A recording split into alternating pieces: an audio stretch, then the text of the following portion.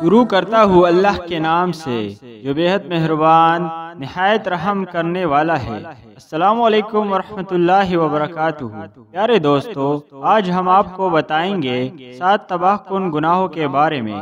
حدیث نبوی صلی اللہ علیہ وسلم ہے، حضرت ابو ہریرہ رضی اللہ عنہ سے روایت ہے کہ نبی کریم صلی اللہ علیہ وسلم نے فرمایا 7 تباہ کن گناہوں سے بچو۔ لوگوں نے پوچھا یا رسول اللہ صلی اللہ علیہ وسلم وہ کون سی گناہ ہے؟ آپ صلی اللہ علیہ وسلم نے فرمایا اللہ کے ساتھ کسی کو شریک کرنا، جادو کرنا، کسی کو ناحق مار ڈالنا، سود کھانا، یتیم کا مال ہڑپ کر جانا، میدان جہاد سے بھاگ جانا، نیک عورتوں پر تہمت لگانا۔